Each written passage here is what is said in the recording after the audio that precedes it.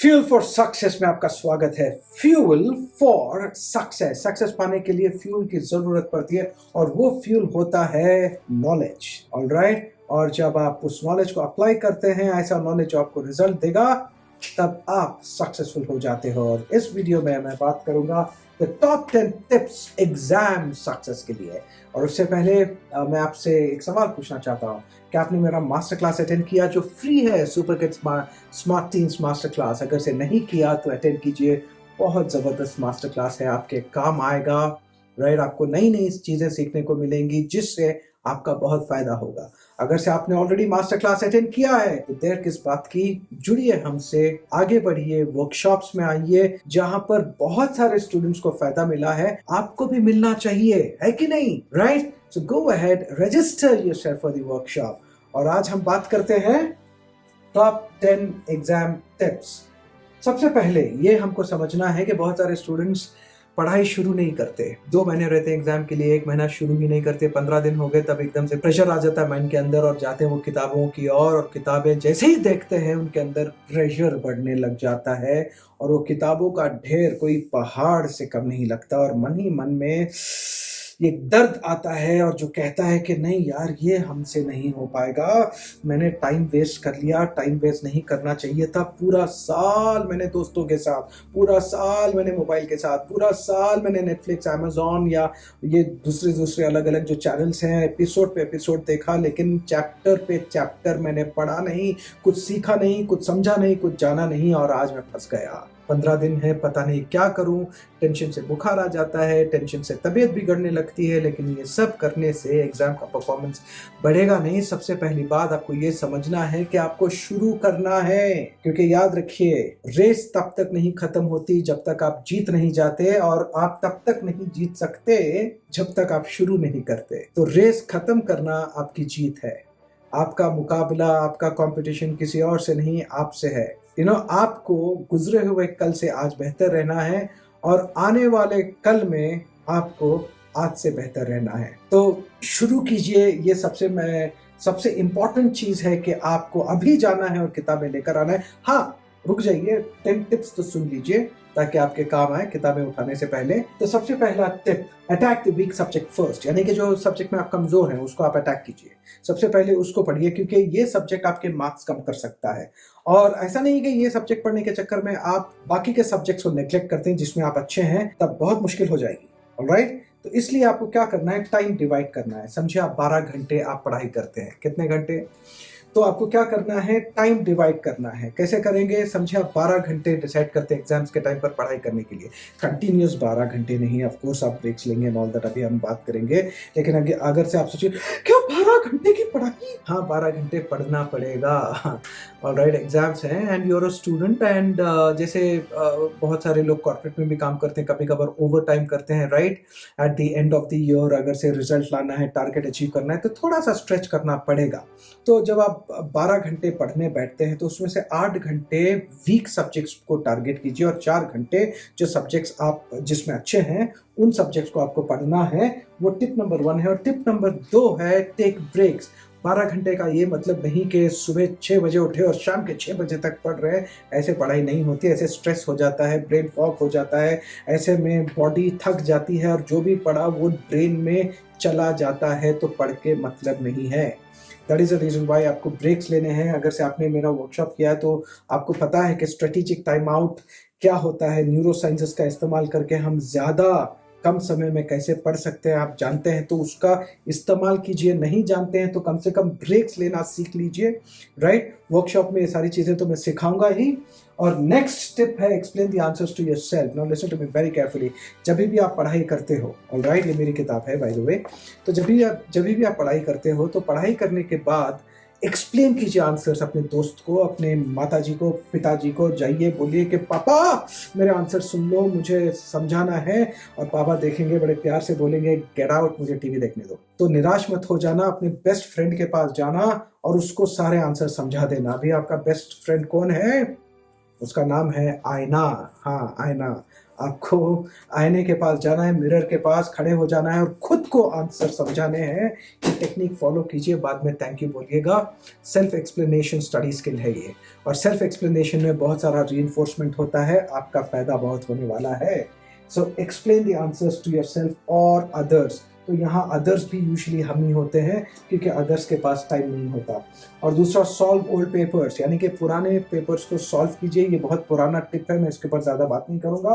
तो नेक्स्ट है break down the answers, यानी कि एक लंबा आंसर आ जाता है, बहुत बड़ा आंसर आ जाता है, देखते हैं, बोलते हैं नहीं पढ़ना ही नहीं है इसको, 5-10 मार्क्स चले जाते हैं तो चले जाएं, लेकिन मैं नहीं पढ़ सकता, बहुत लंबा आंसर है, दिमाग खराब हो जाएगा। याद रखिए, आंसर से डरना नहीं है। आंसर को एक स्ट्रैटेजी लेकर के अप्रोच करना है। एक लॉन्ग आंसर्स को पढ़ा कैसे जाता है। मैं आपसे एक सवाल पूछना चाहूंगा, ये हाथी को आप कैसे खाते हैं? क्या हाथी को खाया जाता है?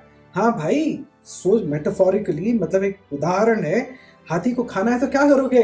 हाथी के टुकड़े टुकड़े करने पड़ेंगे, राइट?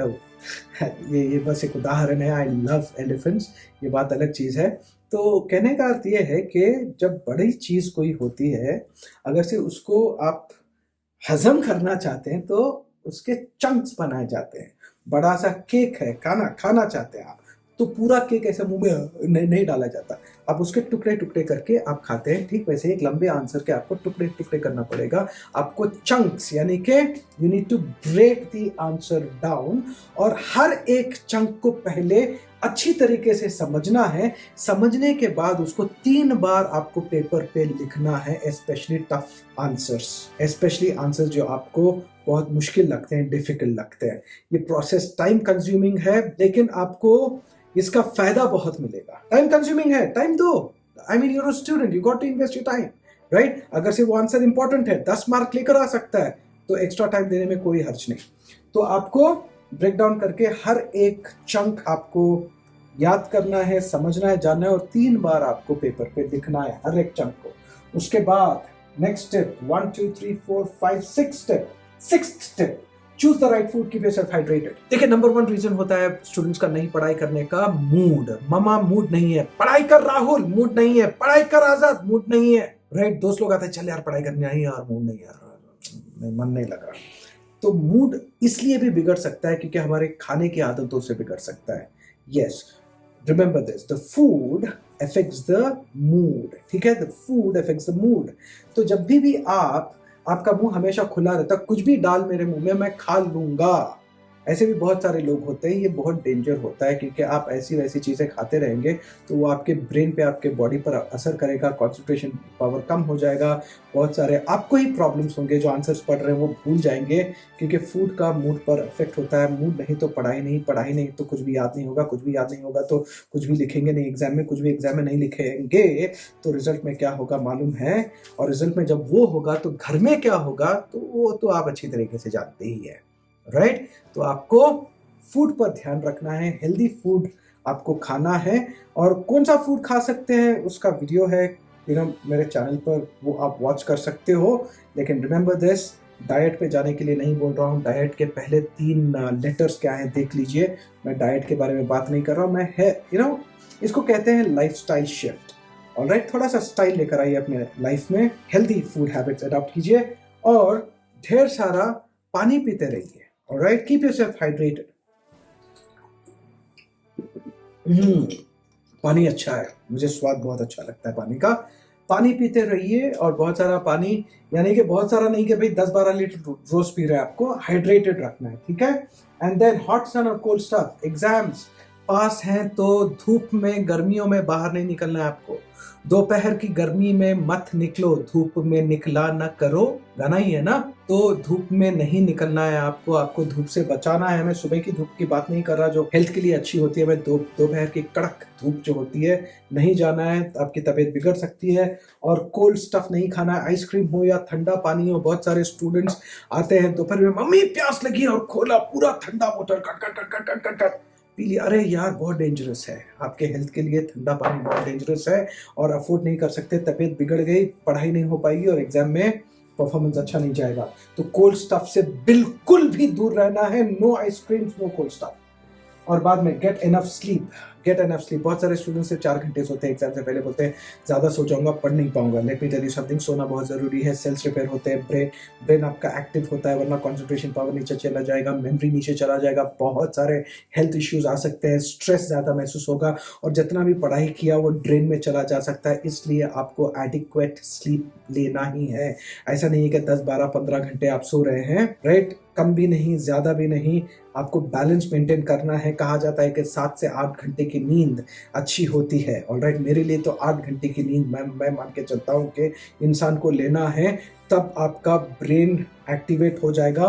और मैं इसको कहता हूँ sleep your way to success. हाँ, कामयाबी के लिए सो जाओ, ठीक है?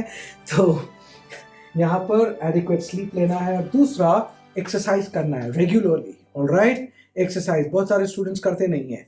20 मिनट्स ब्रिस्क वॉकिंग करो। मम्मी मेरे घर से बाहर ही नहीं छोड़ते, मुझे घर में ही रहने के लिए बोलते हैं। घर के अंदर करो, ऑलराइट? घर के अंदर ब्रिस्क वॉकिंग, बिकॉज बॉडी में ऐसे केमिकल्स आपके रिलीज होंगे जिसकी वजह से आप अंदर से स्ट्रांग होंगे, अंदर से आपका आप खुशी महसूस करोगे, रिलैक्स महसूस करोगे, बहुत सारा ब्रेन में चेंजेस आएगा, बॉडी में चेंजेस आएगा। एक्सरसाइज के बहुत सारे फायदे हैं। कम से कम 20 मिनट अपने लिए निकालो, एग्जाम में काम आएगा। और हाँ, get up early in the morning. सुबह में उठने की आदत डाल लो। बहुत सारे स्टूडेंट्स रात में 2-3 बजे तक पढ़ते रहते हैं और सुबह में जाकर एग्जाम लिखते हैं। बहुत डेंजरस चीज़ होता है, क्योंकि अगर से आपने आपके माइंड को आदत डाल लिया कि रात में एक्टिव रहना है, तो प्रॉब्लम ये हो जाता है कि एग्जाम्स आपके रात में नहीं है, सुबह में एग्जाम्स होते हैं 9 o'clock, और आपके ब्रेन और बॉडी को आदत नहीं है सुबह 9 o'clock एक्टिव रहने के लिए। तो वो ब्रेन बोलता है, बॉडी बोलता है, रात के 12 बजे एग्जाम होने दो, मैं एकदम रॉक स्टार की तरह परफॉर्म करूंगा एग्जामिनेशन में, एकदम टॉपर की तरह। लेकिन रात के 12 बजे एग्जाम होता नहीं है। इसलिए आपको जनवरी से ही आदत डाल लेनी है रात में जल्दी सोने की और सुबह में जल्दी उठने की, ताकि आपकी बॉडी का साइकिल बदल जाए और एग्जाम के टाइम पर आप 10 बजे सो करके सुबह उठ करके रेडी होकर एग्जाम के लिए फ्रेश होकर आप जाकर एग्जाम लिखें, क्योंकि एक फ्रेश ब्रेन और फ्रेश माइंड ही जबरदस्त रिजल्ट लेकर आ सकता है आपके लिए, ऑलराइट? एंड देन सबसे आखिरी टिप, 10th टिप यहाँ पर है, आपको सबसे बड़ी बात ये समझनी है, एग्जाम्स आखिरकार एग्जाम्स ही हैं, एग्जाम जिंदगी नहीं होते। यस, जिंदगी का एक अहम हिस्सा हो सकते हैं, लेकिन जिंदगी नहीं। बहुत सारे स्टूडेंट्स जब एग्जाम में रिजल्ट प्रोड्यूस नहीं कर पाते, अनफॉर्चुनेटली डिप्रेशन में चले जाते हैं, सुसाइडल तक हो जाते हैं।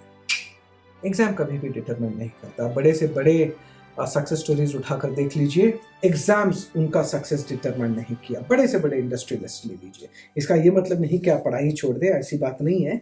ये उन स्टूडेंट्स के लिए है जो समझते हैं कि मैं इतने नंबर नहीं लेकर आया तो मैं ये वो कर लूँगा।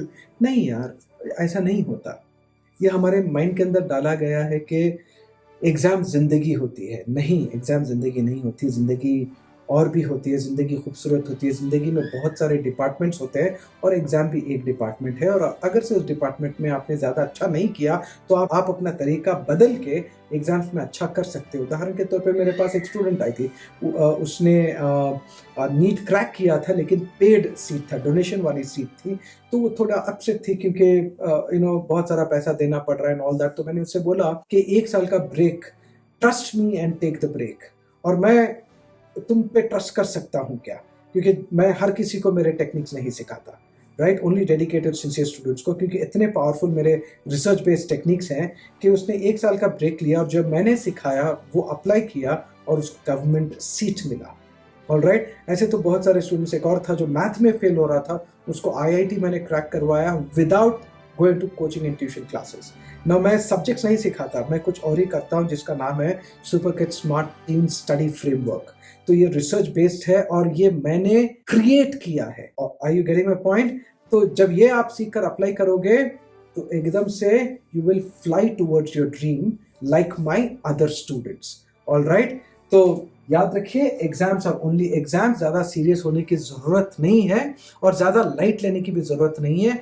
अच्छा कीजिए, ज़बरदस्त कीजिए, रिजल्ट नहीं आता, राइट? तो नेक्स्ट ईयर दोबारा कोशिश कीजिए और धीरे धीरे धीरे आपको आगे बढ़ता ही रहना है। आपको बस इतना ही करना है, गुजरे हुए कल से आज बेहतर रहना है और आने वाले कल में आपको आज से बेहतर रहना है। मैं उम्मीद करता हूँ ये सारी चीजें आपको पसंद आई। ऑलराइट, मेरा नाम MD Ahmed and the international author of hidden secrets of the toppers mind. Take charge of your life. All the best if you have got exams around. जय हिंद।